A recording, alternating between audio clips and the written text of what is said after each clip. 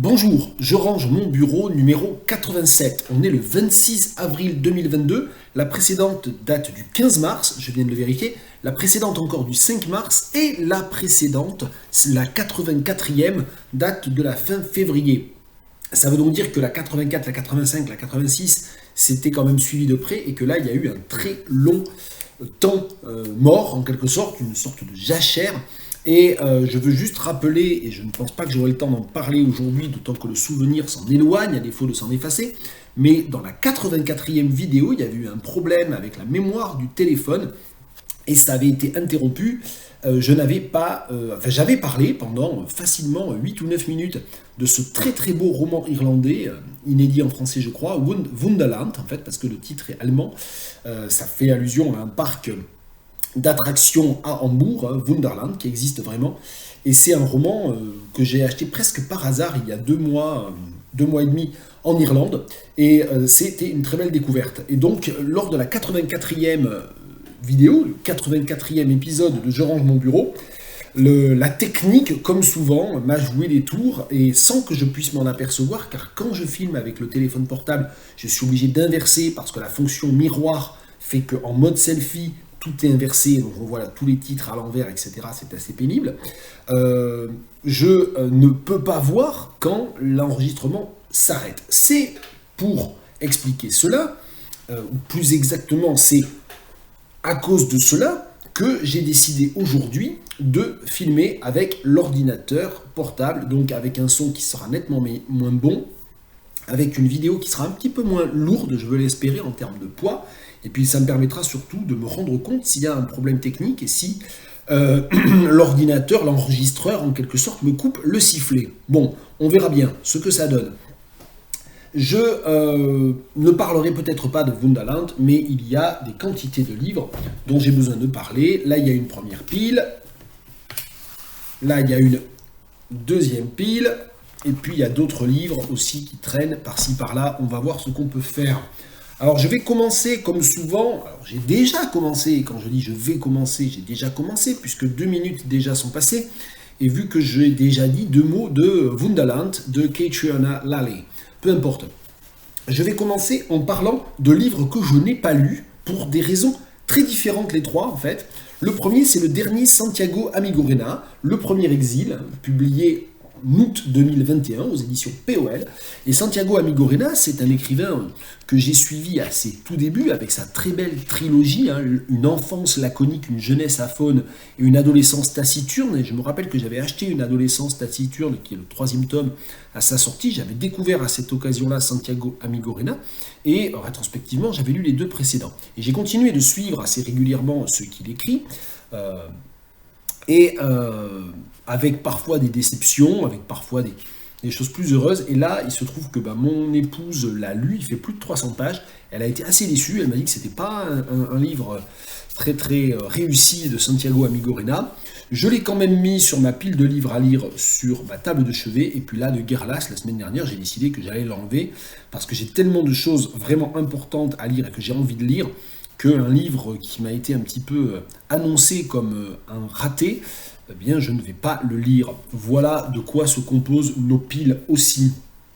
Un livre que je n'ai pas lu, mais qu'a lu là aussi mon épouse, c'est la traduction française de Potiki, de Patricia Grace. Et Potiki de Patricia Grace, je l'avais lu à l'époque de ma thèse, ça fait donc plus de 20 ans, parce que mon directeur de thèse, Jean-Pierre Durix, en parlait beaucoup, et j'avais beaucoup aimé ce livre, et je m'en souviens très mal en fait. Donc quand j'ai vu que c'était paru en traduction française aux éditions Au Vent des Îles, j'ai sauté sur l'occasion pour l'offrir à mon épouse. Et alors la première publication anglaise c'est 1986 en Nouvelle-Zélande, et donc la traduction Au Vent des Îles date de 2021. Et c'est traduit de l'anglais par Jean Anderson, je suppose, Jean et pas Jean, Jean Anderson et Marie-Laure Vuillaille-Barcan. Voilà, j'espère que je n'ai pas mal prononcé les noms. Et Patricia Grace, c'est quelqu'un que je vais sans doute avoir besoin d'aller regarder de plus près, parce que comme je travaille de plus en plus à la fois sur les aborigènes d'Australie, sur les écritures aborigènes non européennes d'Australie et du Pacifique Sud, il va certainement falloir que j'aille re-regarder du côté de Patricia Grace, parce que Potiki, ça a été un des livres vraiment jalons de cette génération très revendicative et très créative d'écrivaines, en particulier, plus encore que d'écrivaines aborigènes, non-européennes, maoris, dans le cas de Patricia Grace. Alors, je vais vous lire la 4e de couverture parce que en fait, je découvre ce livre puisque je ne l'ai pas lu. Je n'ai pas lu cette traduction. Potiki, en anglais, je l'ai lu il y a très longtemps. Je vous lis la 4e de couverture parce que c'est assez instructif, je pense. Patricia Grace, pionnière de la littérature néo-zélandaise et auteure du remarqué Chappie, édition au Vent des Îles 2018, le livre de poche 2019. Donc c'est pour dire déjà que si vous voulez découvrir Patricia Grace, il y a un autre livre que je connais encore moins, parce que lui, je ne l'ai même pas lu en anglais, qui est au livre de poche. Nous offre avec Potiki un roman choral enchanteur où les mythes des temps anciens se mêlent inextricablement aux réalités du présent. Récompensé de plusieurs prix à l'international, cet ouvrage brosse avec délicatesse mais détermination le portrait envoûtant d'une communauté prête à tout pour protéger son mode de vie, sa culture et son patrimoine. Voilà, donc c'est un vrai conseil de lecture, même si je ne l'ai pas relu. Je fais confiance aussi à la lecture de mon épouse, qui a mis un certain temps à rentrer dedans, mais qui finalement a beaucoup aimé. Donc, et qui a d'ailleurs mis des post-it sur des pages. Donc tiens, au hasard, je vais ouvrir ce livre et je vais vous lire un extrait de cette traduction de Potiki. C'est le début du chapitre 20. Toko. Pendant la nuit des couleurs, je me suis réveillé dans une nuit de sons. C'est une histoire de couleurs et c'est aussi une histoire de sons. Au début, les sons n'étaient pas nouveaux. C'étaient les sons de mon frère Manu qui criait et hurlait dans son sommeil, et de ma mère de naissance, Mary, qui chantait dans sa chambre. Je n'ai pas ouvert les yeux, je ne me suis pas levé pour réveiller mon frère comme je l'avais toujours fait quand nous étions enfants. Je ne me suis pas couché à côté de lui, mon corps était déjà lent et je savais que je ne devais pas mettre de pression sur mon cœur qui gonflait. Je savais qu'il ne fallait pas me lever la nuit sans l'aide de quelqu'un. J'ai appelé mon frère au lieu d'aller le voir, mais il ne s'est pas réveillé et n'a pas arrêté de crier. J'ai retiré la couverture de mon visage pour appeler Mary, mais Mary ne m'a pas entendu et n'a pas arrêté de chanter. En ouvrant les yeux, j'ai constaté qu'il n'y avait pas d'obscurité dans la pièce. La nuit était claire et pleine de couleurs dansantes. J'ai appelé Amy, Roymata, Tanguy, James. Puis soudain, dans la nuit, des sons ordinaires. Il y a eu d'autres sons. Des portes s'ouvraient et se fermaient en claquant. Il y avait des appels et des pas de course sur les chemins et les routes. Mes parents, Tanguy et James, sortaient en courant de la maison. Les gens du Hanao criaient et couraient, dans la nuit qui était claire comme le jour et pleine de couleurs. « Mary, réveille-le, Mary, aide-moi » ai-je appelé, mais elle n'a pas entendu.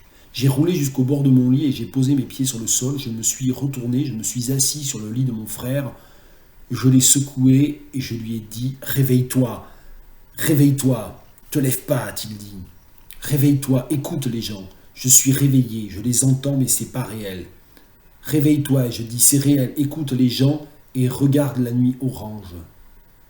Mon frère est sorti de son lit et est allé à la fenêtre. Le Wahinui est en feu, a-t-il déclaré. Et les gens courent vers la mer, ils pleurent et crient et battent les flammes. Mais ça n'est pas réel, a-t-il dit. Si, ça l'est, c'est réel, réveille-toi, ce ne sera pas réel. Réveille-toi et va les aider. Il y avait des sirènes dans la nuit des sons. Les aider, a-t-il demandé. Oui. Aide-les, allez. Qui? Notre peuple, Amy, Roymata, Tanguy, James, aide-les à éteindre le feu. Nous brûlons tous, a-t-il dit, mais ce ne sera pas réel. On se réveille et rien n'est réel. J'ai dit, emmène-moi, viens m'aider. J'ai mis une couverture sur moi et je me suis glissé sur le bord de ma chaise. Mets ta veste et aide-moi. Bon, je m'arrête là, totalement improvisé, puisque ce n'est même pas un texte que j'ai lu. Comme je vous le dis, la personne qui a lu ce texte en anglais et qui porte mon nom, c'était il y a plus de 20 ans, donc c'est vraiment il y a longtemps. Bon, j'avais pas prévu de parler aussi longtemps d'un livre que je n'ai pas lu, mais voilà, c'était l'occasion. Potiki, Patricia Grace, et on continue très régulièrement de s'interroger, de parler, de penser aux écritures féminines, dites subalternes, des cultures non européennes, même quand elles écrivent en anglais, et voilà, c'est le côté Pacifique Sud, Australie, Nouvelle-Zélande, il est de plus en plus important dans mon intérêt pour ce type d'écriture. Un livre que je n'ai pas lu, ou que j'ai à peine commencé, ça arrive, Le Moabi Cinéma de Blick Bassi. Alors je l'ai acheté au au Bibliovore, je crois, donc d'occasion, très peu cher. Le Bibliovore, c'est une très bonne librairie d'occasion à Tours. Tiens, je vais récupérer le marque-page que j'étais allé retirer, qui était un marque-page des bibliothèques municipales de Tours, qui date de 2014, visiblement, peu importe. Je l'ai acheté déjà parce que bon, c'est la collection Continent Noir de chez Gallimard, sur laquelle j'aurais beaucoup de choses à dire, et pas que du bien d'ailleurs, mais peu importe. Comme je suis africaniste, évidemment, je m'intéresse à beaucoup de textes africains, à beaucoup d'écrivains africains. Et là, en l'occurrence, Blick Bassi, je le connaissais comme chanteur, je ne savais pas du tout qu'il avait écrit des livres. Mon ami et collègue Gilles Bonnet a publié récemment un essai que je n'ai pas lu, je l'admets, sur les chanteurs écrivains, sur les chanteurs qui sont aussi des écrivains. Bon, je pense que Blick Bassi n'est pas dans son corpus, mais ça n'est pas le chanteur africain peut-être le plus connu. C'est un chanteur remarquable, je vous conseille vraiment son dernier album, dont le titre m'échappe, mais c'est la date, en fait, c'est une date, c'est la date du soulèvement, en fait, autour de Oumniobé au Cameroun, bon, peu importe. Donc, Blick Bassi, c'est un chanteur vraiment très, très, très intéressant, un musicien et un chanteur très intéressant, et donc j'ai voulu essayer et en fait, je suis pas du tout rentré dans ce livre, donc j'ai arrêté de le lire, peut-être que je le reprendrai à un moment donné, hein, voilà, je suis pas en train de dire que c'est forcément un livre pas intéressant, juste moi, je suis pas entré dedans au moment où j'ai essayé de le lire, parce que comme d'habitude, j'avais 14 000 autres choses à faire, donc c'était peut-être pas le bon moment. Bon, Blick Bassi, le Moabi Cinéma, c'est un livre de 2016. On en vient au livre que j'ai lu, quand même, ça arrive. Qu'est-ce que j'ai lu? Alors ça, c'est dans le contexte professionnel. J'ai accueilli pendant 15 jours une délégation de l'université KwaZulu-Natal, il y a bientôt un mois maintenant, mon collègue Bernard de Meyer, que je salue, le professeur Bernard de Meyer, qui est professeur français, directeur du département de français à l'université du KwaZulu-Natal, qui est venu une petite quinzaine, et on a eu aussi 2 collègues, la doyenne de la Arts Faculty et de la School of Arts, en fait, si je veux être tout à fait cohérent, et aussi une collègue des relations internationales. J'ai été pas mal sur le pont pour leur faire visiter la ville, et puis surtout pour travailler, pour un certain nombre de sessions de travail. Bernard de Meyer, il est intervenu dans plusieurs de mes cours. Voilà, et Bernard de Meyer, il est entre autres directeur de publication, ou rédacteur en chef, enfin je ne sais plus exactement comment ça se passe, enfin il fait partie évidemment du editorial board, il fait partie des 3 personnes du editorial board de cette revue scientifique, les French Studies in Southern Africa, dont il m'avait déjà offert des exemplaires par le passé, et là il m'a apporté 3 numéros différents, il y en a un qui est dans mon bureau à l'université d'ailleurs, et là ce sont 2 numéros récents, l'un le numéro 50 qui est le numéro de l'année 2020 et le numéro 51-2 qui est le 2e numéro de l'année 2021. Et dans ces deux revues, il y a des articles que j'ai vraiment beaucoup aimés, que je note ici. L'article de Jean-Louis Cornille sur Giono est très bien.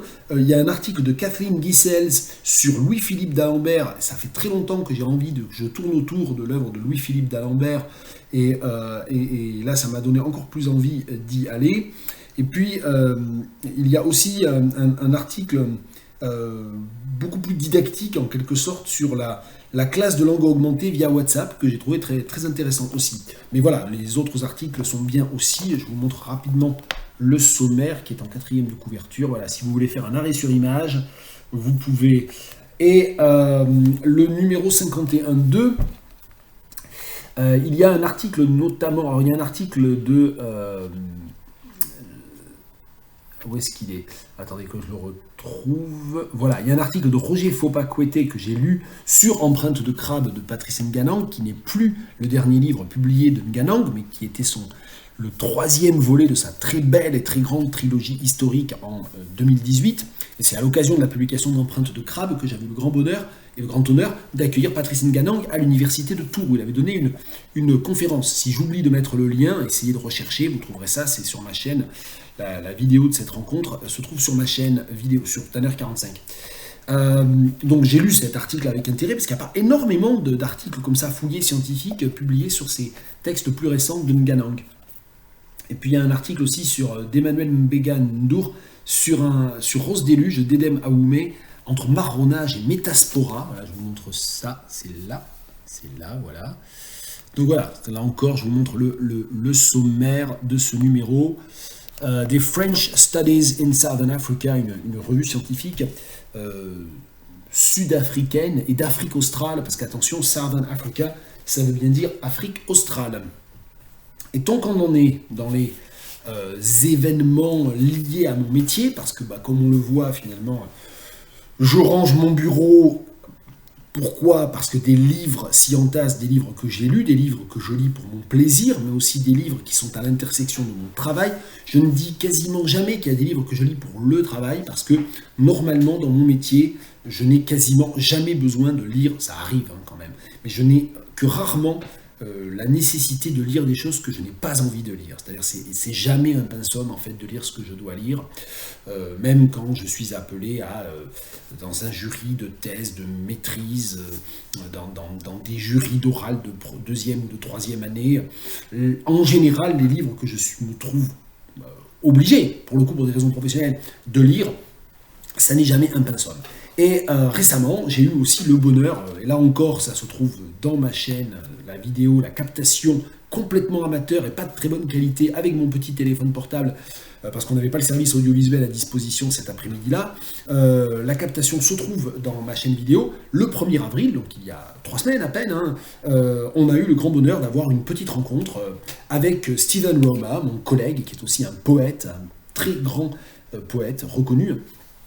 Ça, c'est son dernier recueil, bilingue, Le Fauteuil Jaune, paru en 2021 au bruit du temps. Et c'était autour de cette parution-là et à l'occasion du Printemps des Poètes qu'on a pu avoir cette petite rencontre avec Steven, qui a lu une partie du recueil, et puis avec Karine Romer, qui est une homonyme, qui n'est pas reliée, mais avec qui il travaille souvent, qui est comédienne et qui a magnifiquement lu les traductions de Gilles Ortlieb et d'Antoine Jacotet.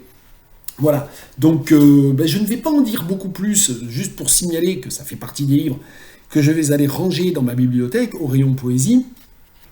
Et maintenant, là, le rayon poésie, c'est carrément une bibliothèque à part, maintenant, depuis quelques temps ici. Pour signaler l'existence de ce livre, cette parution, donc voilà, un beau recueil, le livre, comme toujours aux éditions du Bruit du Temps, l'objet livre lui-même est également très beau. Et avec en couverture un tableau de la sœur de Steven Roma qui donne son titre au poème et au recueil Le Fauteuil Jaune, The Yellow Armchair. On voit bien pourquoi, et c'est évidemment autour du souvenir enfin bien sûr ça va pas de soi, mais je vous le dis, c'est autour du souvenir, du travail du deuil, par rapport évidemment à la mère du poète et de la peintre, donc Steven Roma, Le Fauteuil Jaune. Et puisqu'on parle de travail du deuil, une des dernières parutions des éditions du Réalgard, vous savez que les éditions du Réalgard, je les suis de près, de très près même. Tiens, on va aller chercher l'autre volume du Réalgard que j'ai ici. Celui-là, Franck Guyon, j'en parlerai après. Et donc parmi les parutions récentes du Réalgard, je pense que ça va être 2022, oui, ce bref récit de Fabien Maréchal, qui n'est pas quelqu'un que je connaissais, ce n'est pas un écrivain dont j'avais entendu parler ou que j'avais déjà lu. Il a publié 3 autres livres du même auteur, si on regarde, voilà. Et c'est un texte en fait sur le deuil, c'est une fiction autour d'un homme dont la femme et le fils sont morts dans un accident. Donc un sujet effectivement assez lugubre, assez mélancolique aussi. Et donc un texte très noir autour de cette question-là, mais un texte très beau aussi sur ce travail du deuil. Un texte qui je pense, a fait le choix délibéré de cette sobriété également dans la brièveté même du récit. Je ne sais pas si oui, c'est un récit. Voilà, Fabien Maréchal appelle ça le récit. Aucune idée s'il s'agit de quelque chose de partiellement autobiographique ou pas, mais ça n'a aucune importance. La sincérité de l'écriture est là, et c'est tout ce qui compte. Je vous en lis un extrait. Quand tu as acheté la maison, tu voulais la chambre d'amis exactement pour ce que ça désigne, et peut-être pour te convaincre qu'il t'en restait des amis. C'est seulement une fois installé que tu as compris pourquoi tu l'avais voulu. Ce n'est pas une chambre d'amis, non, c'est la seconde chambre. Celle où ton fils aurait pu être, celle de l'illusion que tu auras chaque matin quand tu te lèveras, que cette autre poignée pourra s'abaisser sans que tu y touches, parce que dans cette pièce, derrière cette porte, il y aura... Tu envisageais cette seconde chambre comme une nécessité pratique, erreur. Il aurait fallu une chambre invisible, qui n'apparaîtrait qu'en cas où un ami ou un cousin te rende visite. Il n'existe pas de bonne solution. À chaque fois que tu passeras devant cette pièce, sa porte sera un coup de poignard que tu te seras infligé tout seul. Or, tu passeras devant plusieurs fois par jour, et puis, peut-être un soir, dans 6 mois, dans 10 ans, tu t'apercevras que tu auras dépassé cette porte en pensant pour de vrai à autre chose, peut-être. Pour précipiter ce jour, pour échapper à la malédiction de la porte, il n'y aurait que l'oubli absolu. C'est une tentation, jeter les dernières traces, les dernières photos avec elle. Le collier de jade que tu lui avais offert pour ses 35 ans, la dernière peluche qu'il a touchée parmi celles restées à la maison. Ce n'était pas son doudou préféré, car celui-là est parti avec lui, l'ourson Ursule avec qui il voulait se marier quand il avait 4 ans, dispersé avec lui. Il racontait qu'Ursule avait promis de ne jamais le quitter. Ursule a tenu parole. C'est ton unique réconfort, il est avec Ursule.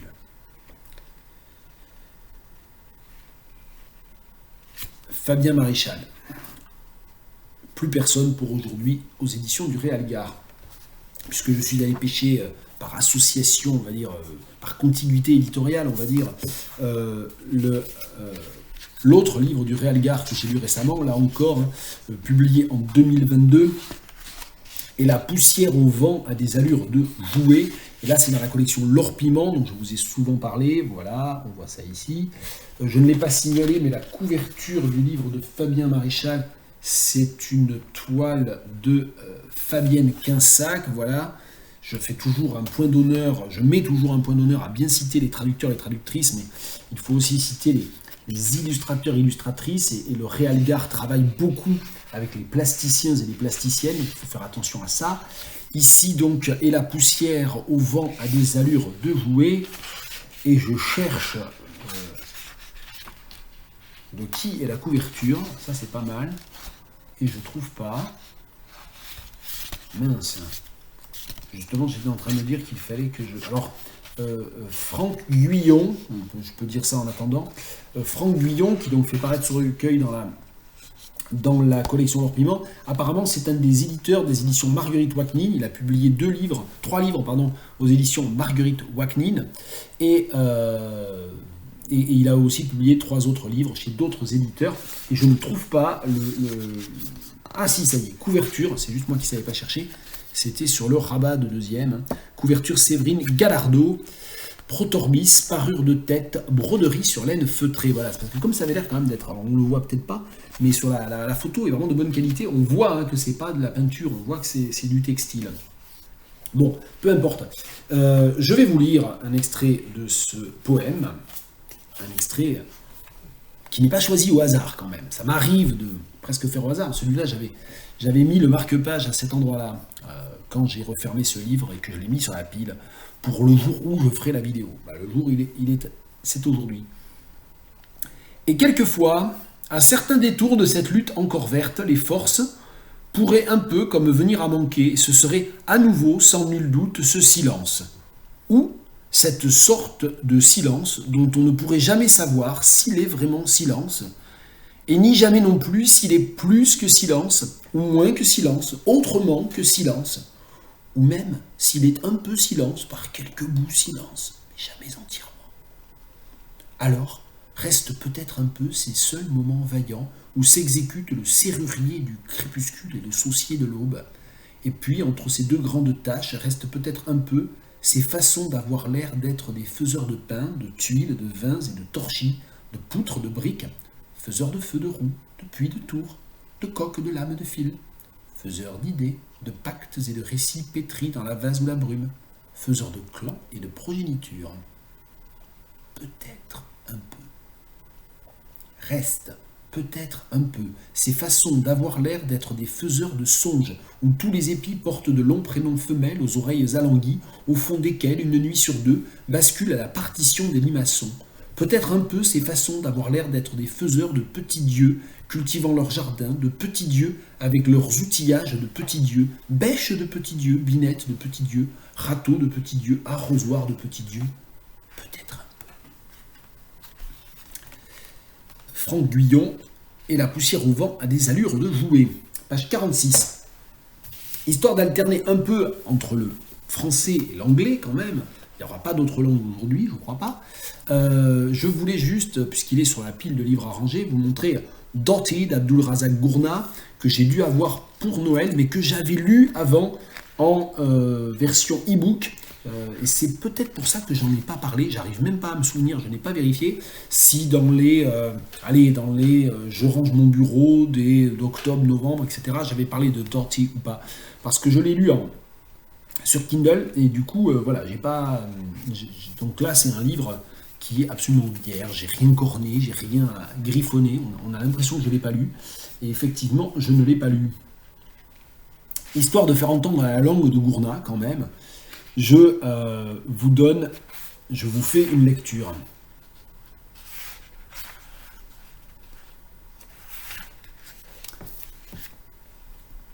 In the summer months, the work increased several-fold at the factory. Scores of students were taken on for the holidays. It was the busiest time of the year, and Dottie worked herself to the limit, going home exhausted every night.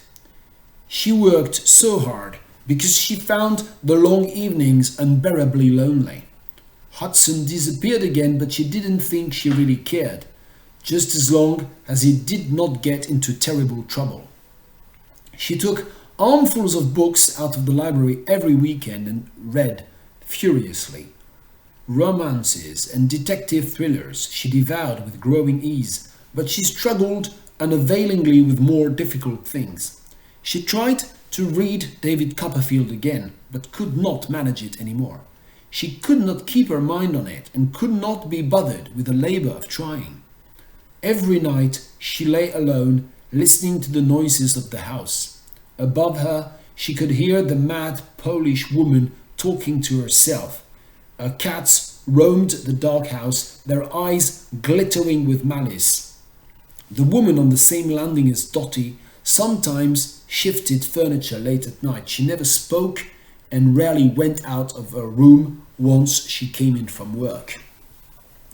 In the long, gloomy evenings, Dottie sometimes stood at the window looking down on the garden. It was the middle of August. The garden was overgrown with bushes and long grass. The brambles had twisted and wriggled their way into every corner. The rank fumes of rampant nettles mingled with the sappy smell of cow parsley, which, despite the brambles, grew to enormous sizes. Here and there in the primordial chaos, a little flower appeared. Pale and undersized, it was a feeble descendant of a more pampered and luscious ancestor, a tiny rose that had lost all pretensions and now displayed itself differentially, scraggy daisies that had learned to grub around for space and light.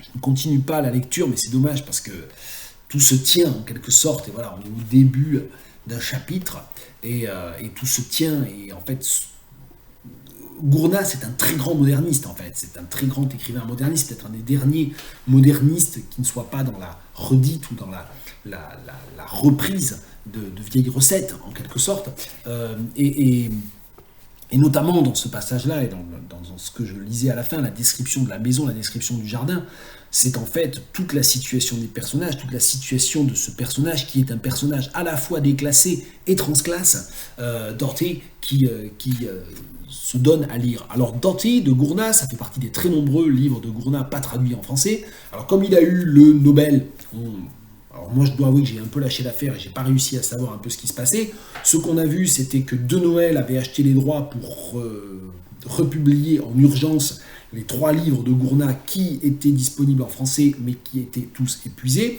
Donc ça veut dire que les 2 livres publiés chez Galahad et un autre livre, Paradis, sont désormais à nouveau disponibles en français, mais pour ce qui est de tout le backlog en quelque sorte, tous les livres non traduits et non publiés en français de Gournat, je ne sais pas où on en est, je ne sais pas qui va les traduire, je ne sais pas comment, si vraiment De Noël va faire du travail pour que ça soit et sérieux et avec un travail dans le temps auprès des libraires, auprès du lectorat, ou si c'est juste un coup d'épée dans l'eau et mettre les mains dessus pour que les autres s'en emparent pas. Donc ça, c'est toujours un peu l'inquiétude que l'on a avec la grande édition, avec les très gros éditeurs, c'est un peu l'inquiétude qu'on peut avoir. Bon, donc peut-être qu'un jour, pas si éloigné, Doughty, qui est un des tout premiers livres de Gournat, je crois que c'est son 2e livre, Je sais plus.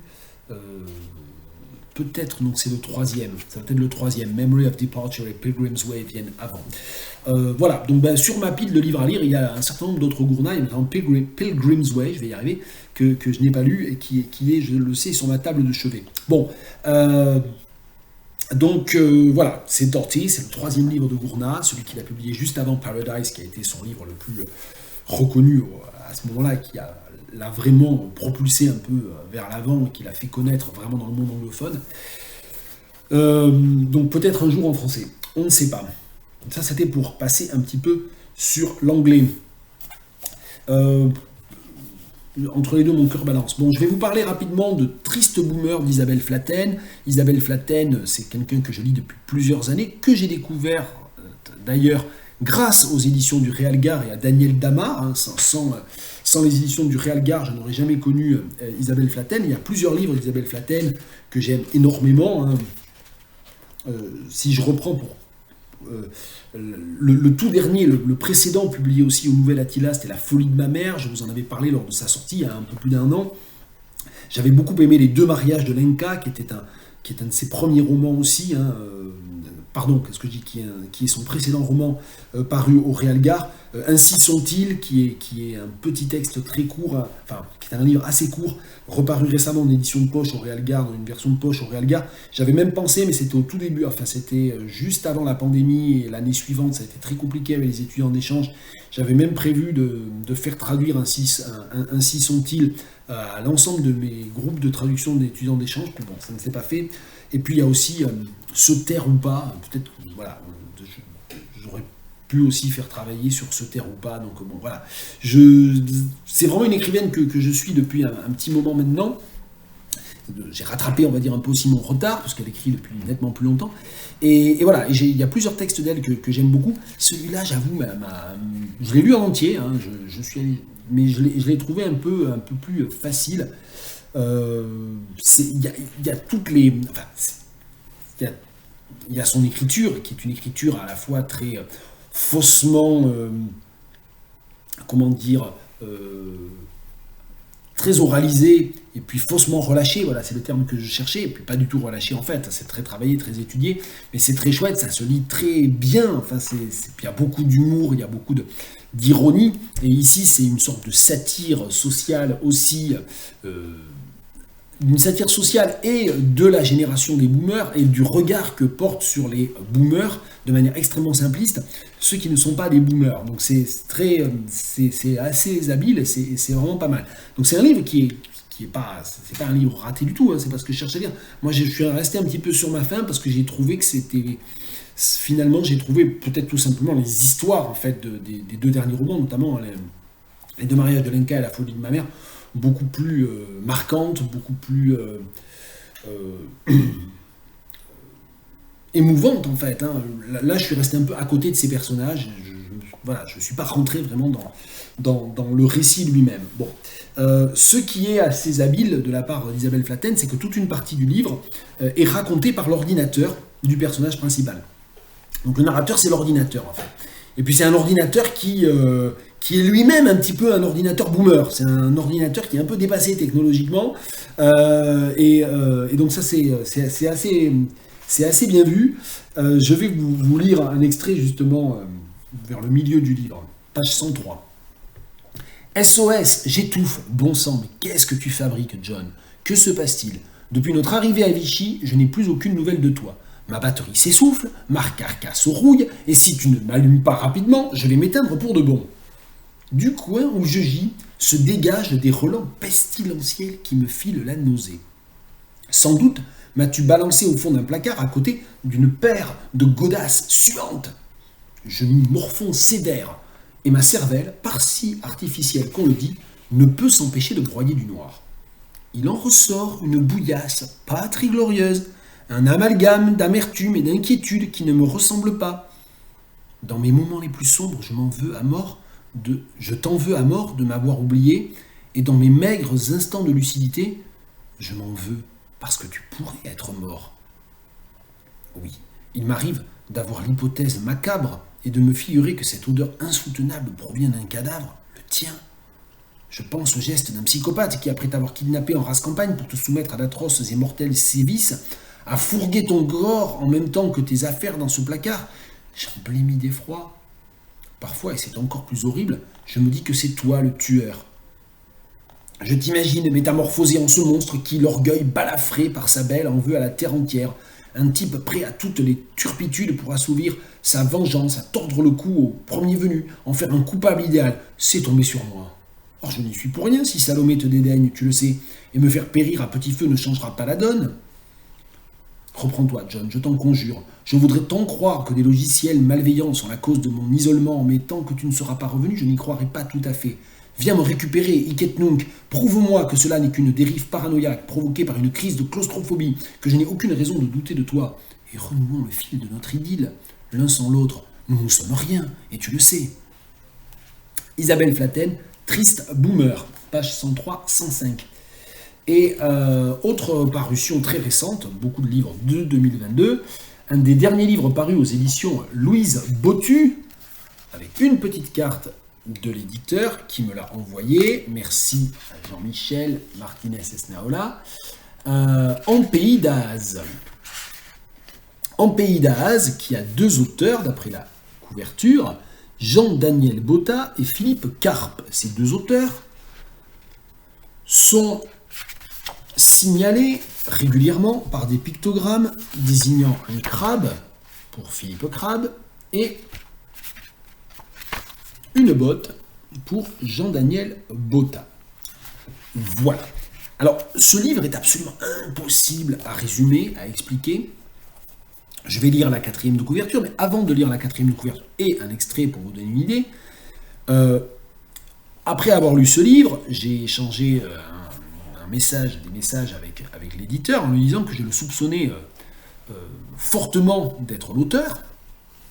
Maintenant, je me méfie un petit peu avec Jean-Michel Martinez Esnaola, l'éditeur des éditions Louise Bottu, parce que j'ai été terriblement vexé d'avoir mis des années à comprendre que Marc-Émile Tinès, qui est un des auteurs publiés chez Louise Bottu, en fait, c'était Jean-Michel Martinez. Marc Tinès, Émile, peu importe.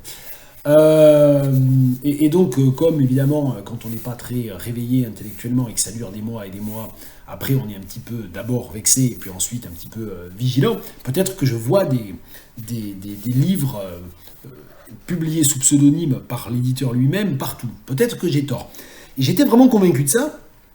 Et puis j'ai vu sur le mur Facebook d'une amie commune, Fanny Quément, très grande traductrice, et j'ai eu l'occasion de parler déjà de ses traductions à plusieurs reprises, notamment, sa traduction des sonnets de Leontia Flynn chez Marguerite Watnin. Tiens, on y revient.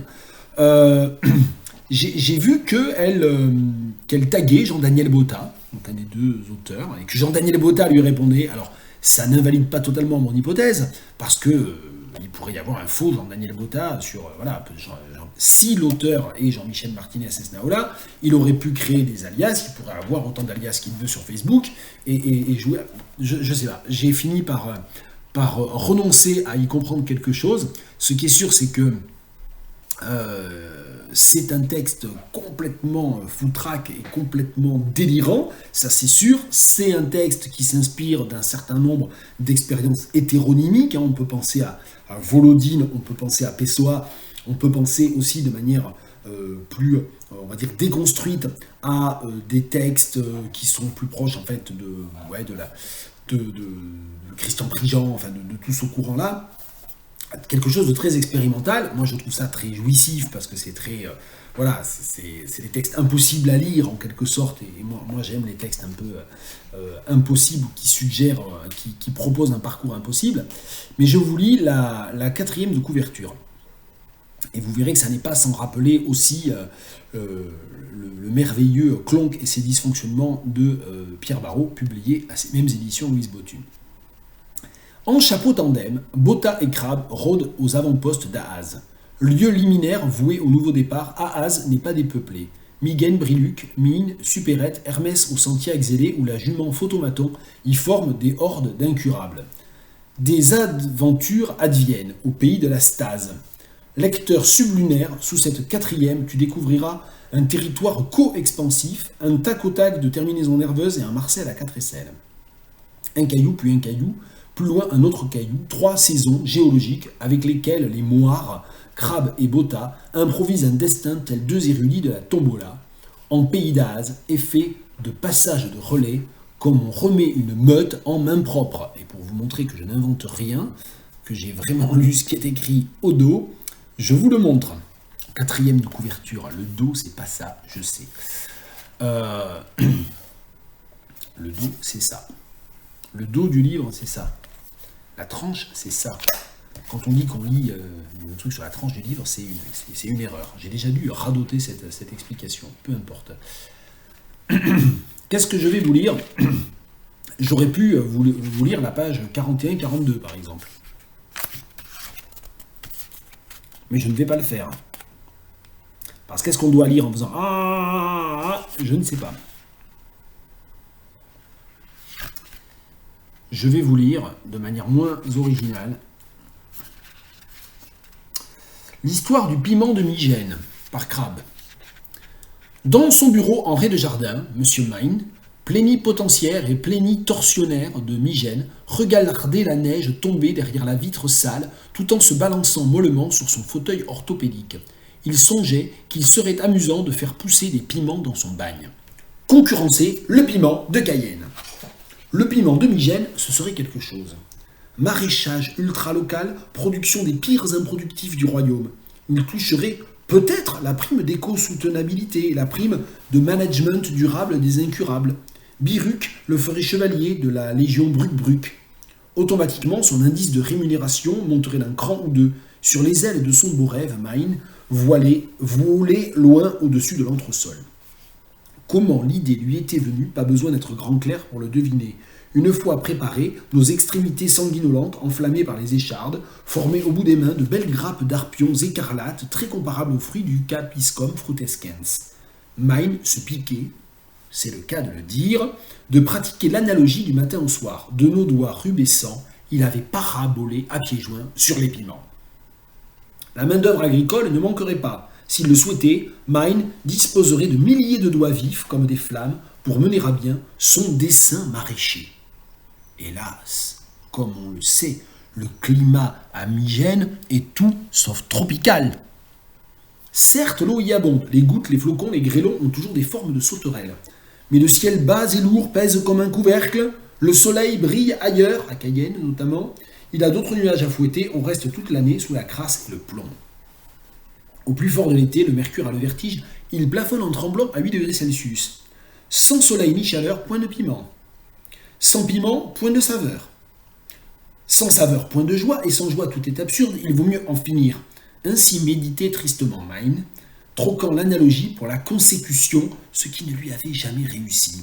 Il lui semblait que les enchaînements logiques conduisaient nécessairement au suicide, c'est pourquoi il ne réfléchissait jamais longtemps. Et ça continue, je m'arrête là, mais ça continue. En pays d'Aaz, de Jean-Daniel Botta et Philippe Crabbe, avec un léger soupçon que, en fait, c'est l'éditeur de Louise Bottu qui se cache derrière. Mais je l'ai déjà dit, je ne vais pas continuer à me ridiculiser. Bon, j'ai déjà parlé de ça. Jolie pile. Je vais continuer.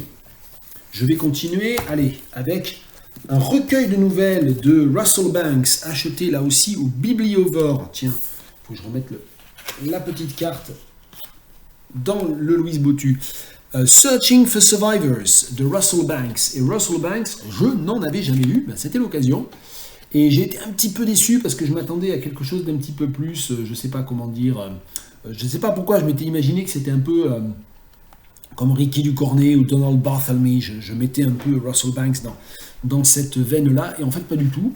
Mais c'est quand même très, très chouette, assez bien,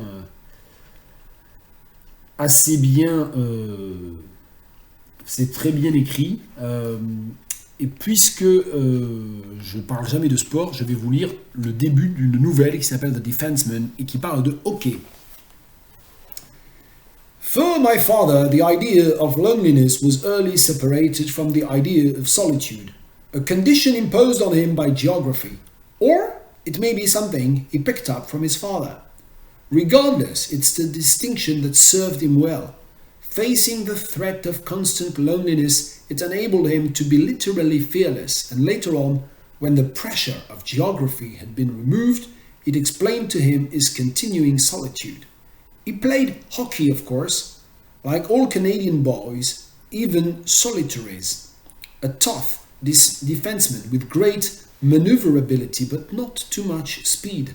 He had the will, size and ability, but especially the will to break up a 3-on-1 rush for the goal by wrapping one kid with his stick up under the jaw, usually, taking out the second with a hard check to the kidneys, and the third by hurling his entire body across the oncoming skater's path, slapping wildly with his stick at the skittering puck, his back slammed against the third boy's rush, blocking any view of the puck, the goal and the kid's own feet, bringing him finally crashing down to the ice, as at the same time his own stick discovered the puck and punched it back to one of his grinning, slightly embarrassed, slightly envious teammates. Hockey, especially is played by Canadian schoolboys, is a violent game, but the violence usually lies dormant until the game is played by older, heavier, more motivated and darkly competitive adolescents. Until then, a boy's violence is ordinarily a clumsy, harmless imitation of what a man-sized player can do gracefully and with harm. 100-pound kids skating like the wind, barking and yelling at each other in French or Nova Scotia English, growling through red, contorted faces, bumping theatrically against one another.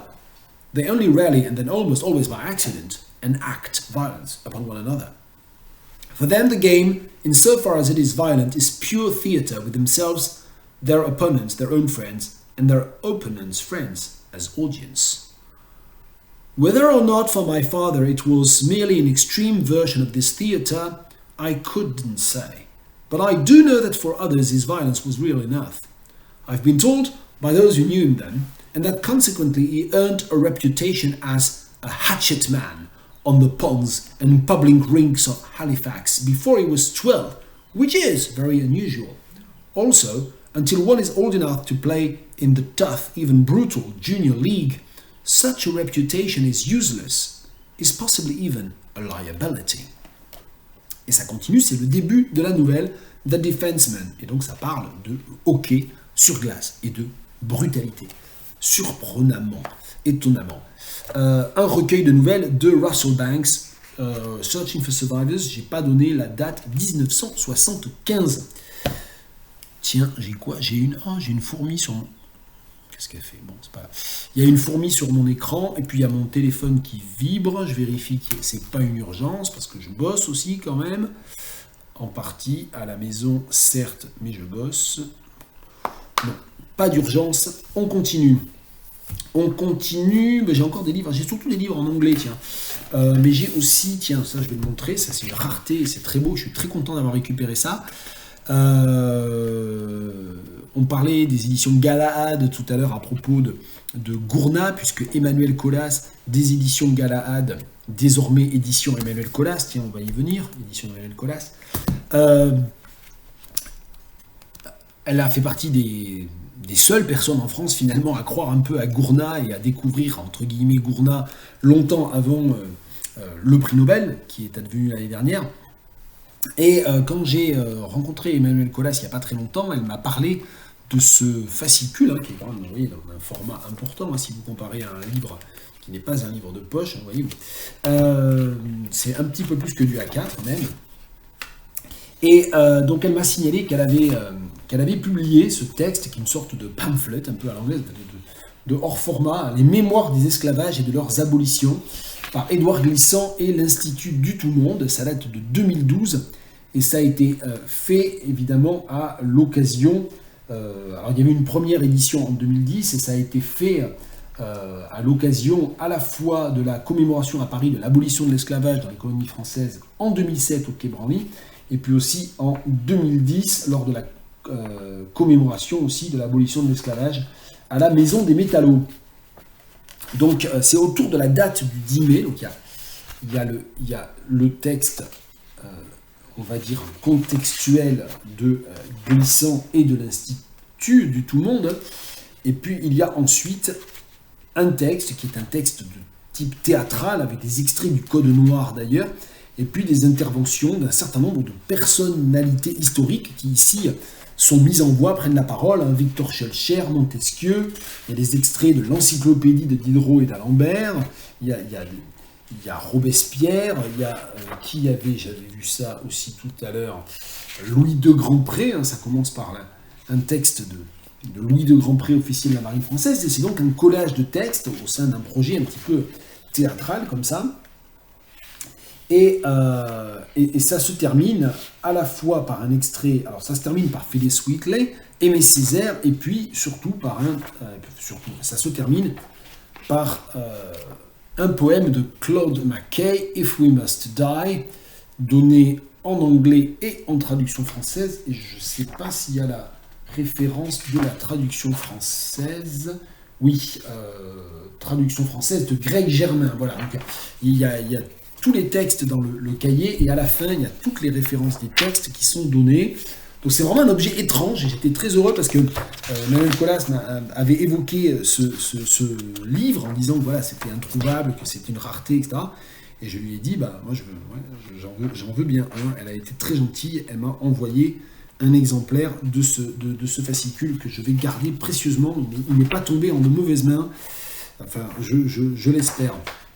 Et donc il y a au milieu un petit fascicule là aussi, hein, sur les déclarations sur les mémoires de la traite négrière, de l'esclavage et de leurs abolitions, qui sur le modèle de la déclaration des droits de l'homme et du citoyen est une déclaration sur la demandant la loi tendant à la reconnaissance de la traite et de l'esclavage comme crime contre l'humanité, hein, fait en 2001.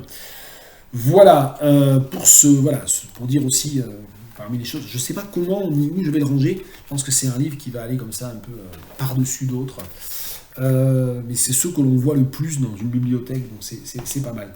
Et puisque je parlais bien d'Emmanuel Colas, il y a un livre dont j'aurais pu parler aujourd'hui, puis en fait il est à une autre partie de mon bureau, et j'ai oublié de le ramener là avant de me déplacer à la salle à manger pour faire cette vidéo, mais il y a un autre livre des éditions Emmanuel Colas que j'ai lu là tout récemment et que j'avais acheté, lui. Celui-là, en revanche, il m'a été aussi là encore envoyé par Emmanuel Colas elle-même, donc c'est vraiment gentil, merci beaucoup.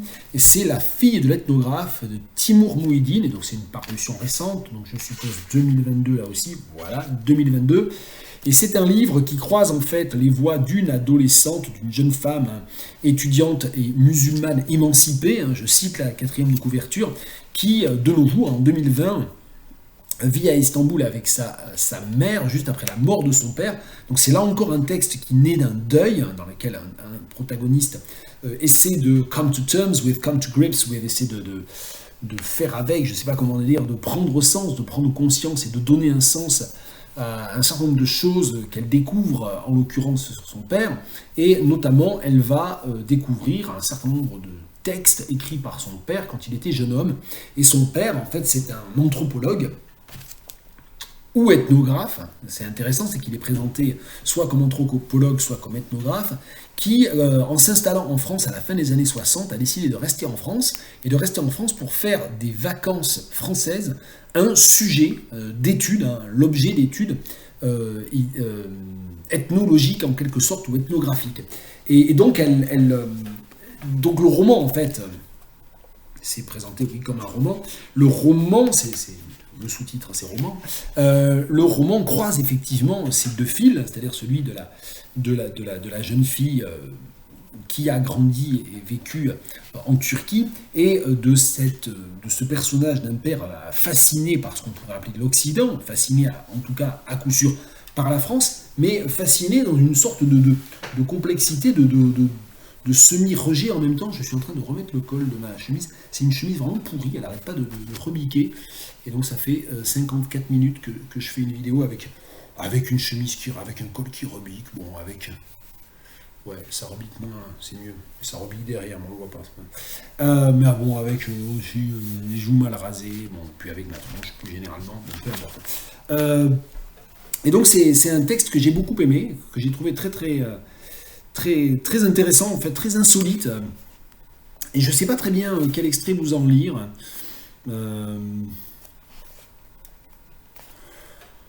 Bizarrement, j'ai corné beaucoup plus de pages sur la deuxième partie. Ça m'a de plus en plus stimulé, je pense.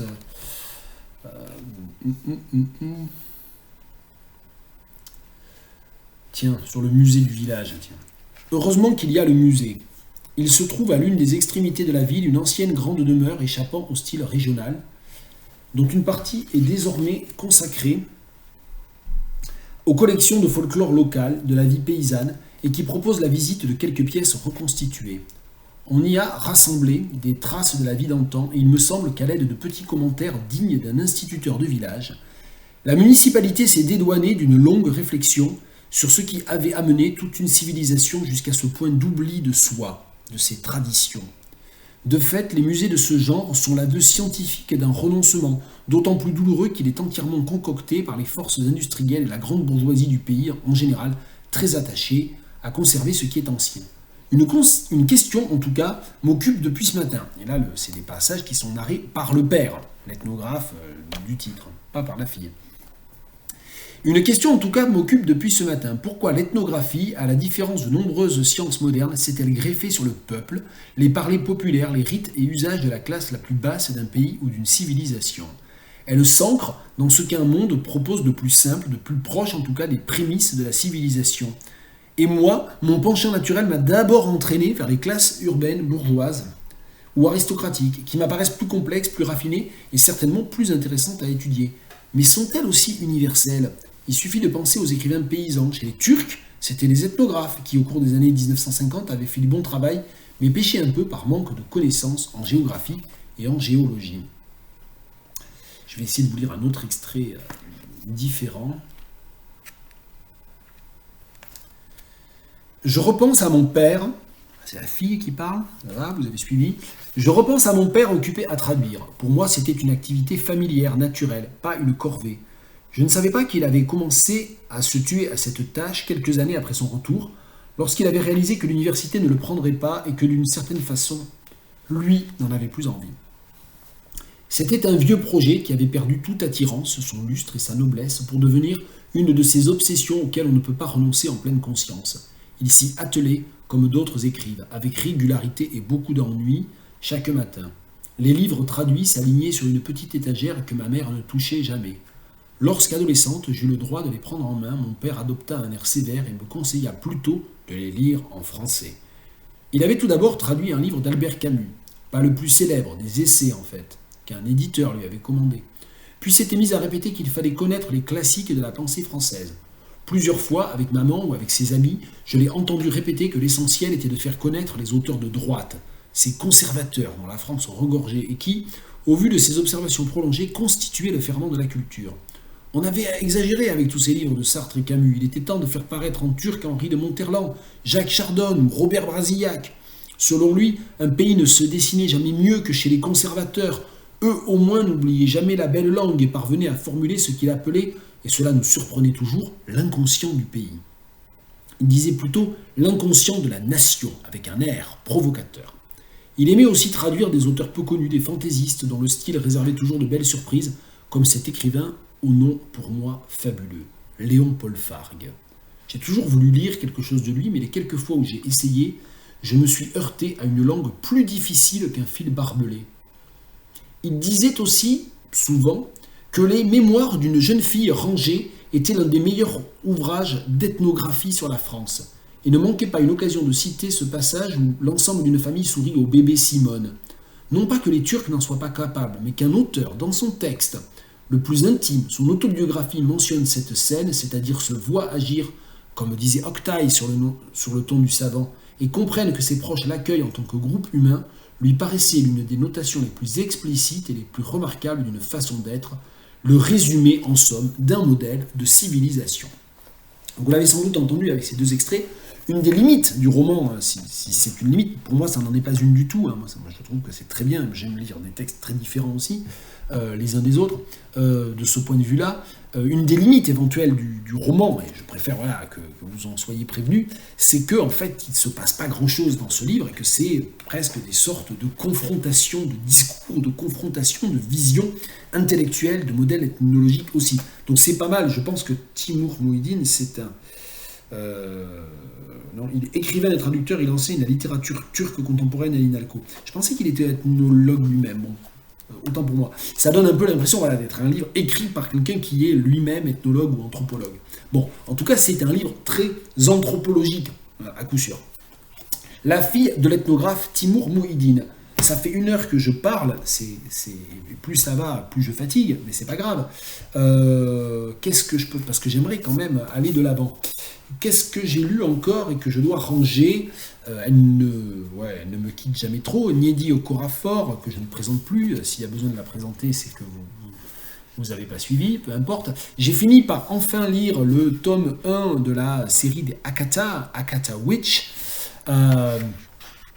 qui est très chouette. C'est une... La suite, c'est... j'ai toujours peur de me tromper parce que j'ai pas lu la suite. Je sais jamais si c'est Akata Warrior ou si c'est... Voilà, c'est Akata Warrior.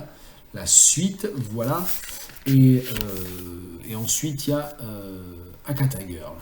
Voilà, je crois, je sais plus.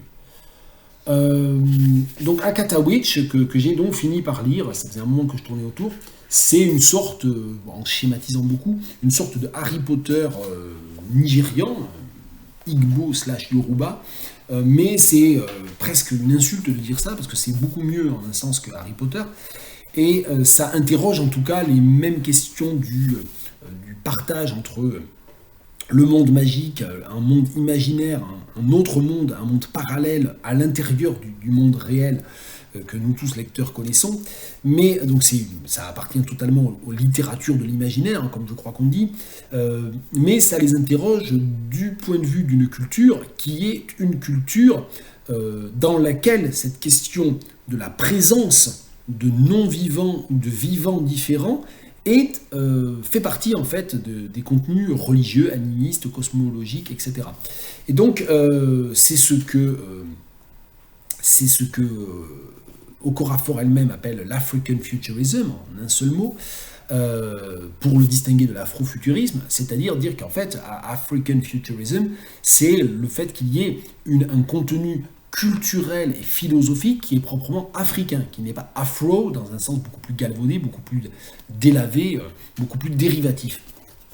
Et donc, en fait, le livre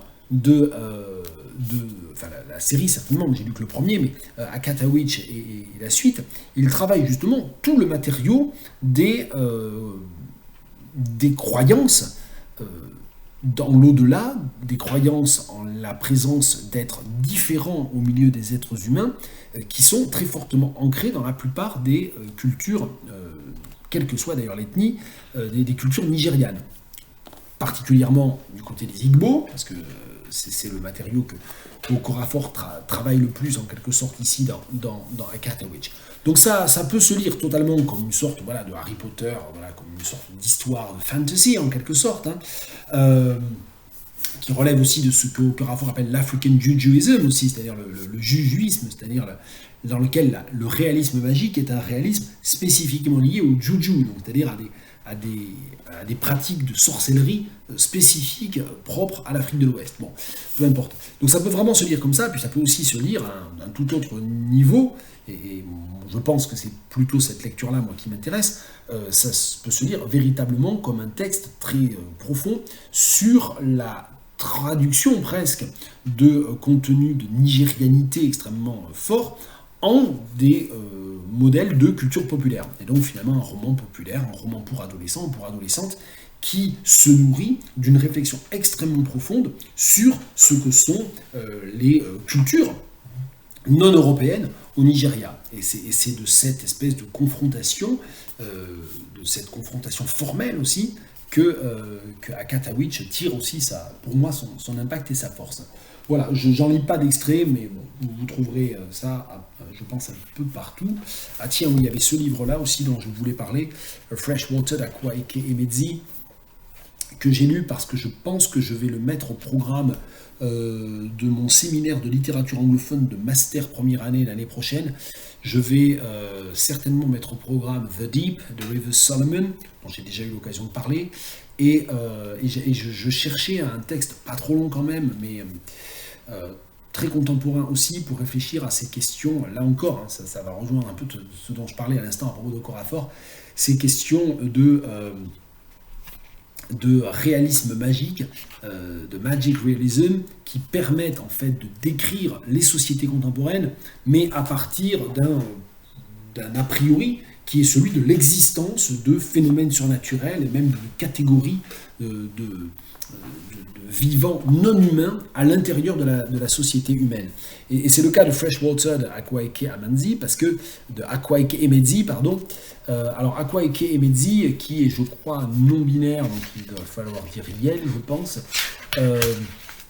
c'est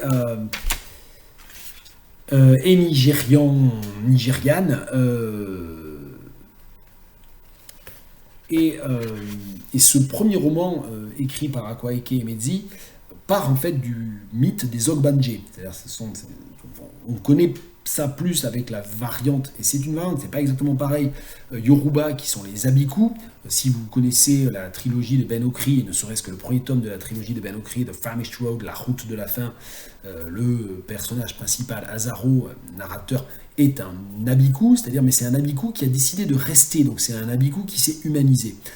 Pour schématiser, les Ogbanje sont des créatures non humaines, maléfiques, qui utilisent les corps de femmes pour être mises au monde, mais qui n'ont d'autre urgence, en quelque sorte, que de mourir, de faire du mal, de mourir, et de revenir parmi les leurs dans une sorte de monde neutre et cosmique extérieur à l'humanité. Et donc les Ogbanje, qui sont a priori des êtres maléfiques, dans le cas des Abiku, pour Ben Okri notamment, ils sont, dans le cas de l'œuvre de Ben Okri, humanisés. C'est-à-dire que Ben Okri a choisi un narrateur qui est un narrateur qui s'humanise en rencontrant le regard de sa mère, et qui découvre l'amour humain, et qui décide de rester, et qui décide de devenir humain. Mais qui est toujours à la fois humain et non humain. Là, la narratrice, une des narratrices, parce que c'est aussi une des complexités, une des richesses de ce livre qui font que j'ai vraiment envie de l'étudier et de le mettre au programme de mon séminaire de master l'année prochaine, c'est que là, au contraire, il s'agit d'un individu, d'une créature qui assume pleinement le fait qu'elle n'est pas humaine et que voilà, elle n'a pas de sens à rester humaine. Ce qui est intéressant, c'est que Freshwater met en scène une situation dans laquelle le corps de cet Ogbanje incarné finalement reste, ne meurt pas, n'arrive pas à mourir et atteint finalement la fin de l'adolescence. Et l'essentiel du livre se passe autour pendant les années d'études, on va dire, jusqu'à ce que Ada ait à peu près 21-22 ans. Donc c'est tout le sujet du livre. Et ce qui est très intéressant dans le livre, c'est qu'il a une multiplicité de narrateurs qui sont tous en fait le même personnage. C'est-à-dire, c'est compliqué à dire, mais je vais essayer de simplifier. Ada, c'est une jeune fille. On va simplifier comme ça. On va dire que pour les humains qui la côtoient, c'est une jeune fille. Mais toute son histoire est racontée pour nous, les lecteurs, du point de vue d'un jeu pluriel collectif qui dit oui et qui parle d'une voix collective et qui est en fait la communauté des Ogbanje à laquelle elle appartient et dont elle émane, mais aussi la communauté de ses identités. Et en fait, on découvre que ce personnage qui est Ogbanje, qui est non humaine, elle est surtout en fait habitée par une multiplicité d'identités conflictuelles qui sont toutes son identité Ogbanje, mais qui finissent par certains moments par s'individualiser à l'intérieur d'elle-même. Donc on le comprend, le roman, il permet en fait de métaphoriser le problème de troubles mentaux, en fait, la question des troubles mentaux, des troubles psychologiques, et on ne comprend jamais vraiment si on doit suivre jusqu'au bout cette fiction surnaturelle, imaginaire, liée à des croyances animistes en l'existence des Ogbanje, ou si on doit lire la totalité du roman comme une métaphore des troubles mentaux. Et ça n'est jamais élucidé, c'est ça qui est très bien. Donc à un moment donné, la narration n'est plus assumée par le oui, par le nous, mais par une instance, un personnage qui s'appelle Ashugara, et qui est un des moi de Ada. Et puis il y a d'autres personnages ou d'autres instances. À un moment donné, Ada elle-même, en tant que Ada devient la narratrice de son histoire, mais ça ne dure pas très longtemps, et le roman se termine, je crois, quand même... oui, voilà, il se termine quand même par un chapitre, le chapitre 22, qui est narré par Ada elle-même. Alors, c'est un roman qui est assez court. J'ai le sentiment de le présenter de manière très confuse, d'autant que moi, ça fait plus d'une heure que je parle de plein de livres différents, donc je fatigue un petit peu. Donc, je pense que voilà, on va s'arrêter là pour aujourd'hui. Mais c'est un roman qui est assez court, mais c'est un roman qui est très très déroutant, très désorientant, qui est très bien écrit, et qui est très bien construit aussi. C'est-à-dire qu'on reste toujours dans cet entre-deux où on est obligé d'accepter cette fiction surnaturelle, sinon on arrête la lecture. On est obligé d'accepter cette fiction surnaturelle, mais pour l'accepter, on peut aussi décider de la comprendre comme un texte. C'est le premier roman d'Akwaeke Emezi, mais c'est vraiment magistral. On peut aussi décider de la comprendre comme une métaphore des troubles mentaux d'un personnage donné. Donc c'est quand même très, très, très chouette de ce point de vue-là. Bon, j'ai corné plein de pages, mais c'est autant pour mon travail futur que pour la lecture aujourd'hui. Ouais, là, il y a un passage quand même complètement dingue au chapitre 7 où Ashugara, qui est donc un des moi de Ada, parle de Ishwa, qui est un de ses adversaires et qui est un des autres moi de Ada. Parmi les côtés très perturbants par rapport à la désignation, quand la multiplicité des moi Ogbanje parle du personnage, il l'appelle The Ada, parce que c'est le corps qu'ils habitent, c'est le corps que cette communauté d'esprits non humains habite. Et puis, quand Ashugara en parle, elle dit Ada. Donc voilà, donc Ada, le nom même du personnage est soit traité comme un nom commun, comme une sorte de réceptacle, The Ada, soit c'est Ada. Parmi les choses qu'il faudra que je creuse, sur lesquelles il faudra que je travaille, il y a le nom lui-même, Ada, qui évoque évidemment par intertextualité le Ada de Nabokov, qui est un livre que j'avais beaucoup aimé quand je l'avais lu il y a très longtemps, je me rappelle bien quand d'ailleurs, j'avais 21 ans en fait. Mais à savoir s'il n'y a pas aussi des éléments liés à la langue Igbo, puisque Akwaeke Emezi, elle part là aussi de tout un contenu culturel et d'un contenu linguistique qui est très fortement Igbo. Donc décidément, en ce moment, c'est tout ce que je lis quand ça vient du Nigeria est très informé par la culture Igbo. Bien, je n'en dis pas plus parce que je ne sais pas quel extrait lire, donc je lis rien, pas grave. Parce qu'en fait, j'étais tout en feuilletant, tout en parlant, j'étais en feuilleté de voir des passages très très différents avec des formes stylistiques et puis c'est à peu près impossible de comprendre sans avoir le contexte. Je pense que c'est vraiment un livre, c'est comme n'importe quel roman.